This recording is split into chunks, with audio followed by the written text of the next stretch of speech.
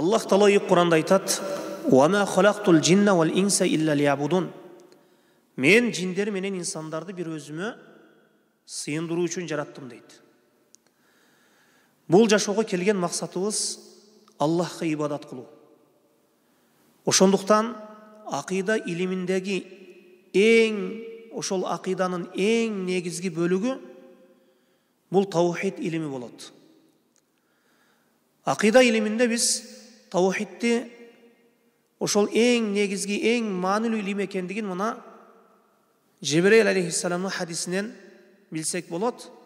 Мына ислам 6 түркүккө негизделген болсо, ошол 6 түркүктүн эң биринчиси ан ту'мина биллах, Аллахка иман келтирүү.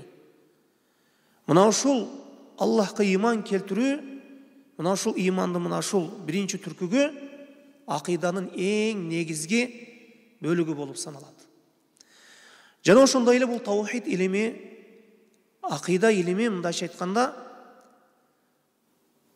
исламдагы 5 түркүктүн биринчиси болуп саналат.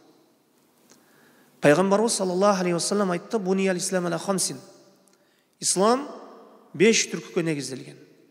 Эң алгачкысы, биринчиси бул ла илаха иллаллах Мухаммад расулуллах. Аллахтан башка сыйынууга татыктуу зат жок. Мухаммад саллаллаху алейхи вассалам Аллахтын элчиси деген нерсе.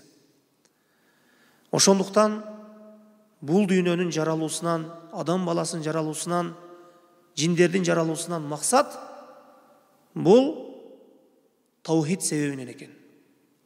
Таухид себептүү, Аллахтын бирлиги себептүү биз бул жашоого келдик. Бул жашоодо жашап жатабыз. Мына ушул жашоо жаратылды. Мына ушул алам жаратылды. Асман жер жаратылды, адамзат жаратылды, пайгамбарлар жиберилди, китептер түштү. Эмне себептен? Таухид себебинен. Ошондуктан эң негизги көңүл бура турган нерсе таухид илим экен.